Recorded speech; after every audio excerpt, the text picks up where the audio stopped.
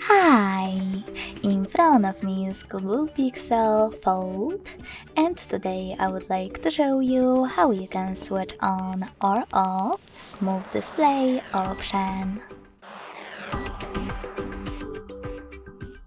Begin by going into Devices Settings and scrolling down just a bit to access Display.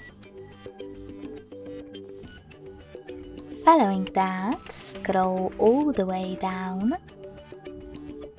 and click on the gray sweater next to Smooth Display to turn it on. This way, your device will automatically raise the refresh rate for some content. If you wish to disable this option, click on the same No Blue sweater.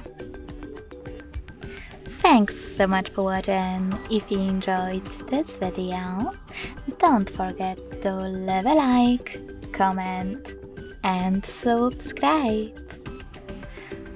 Bye!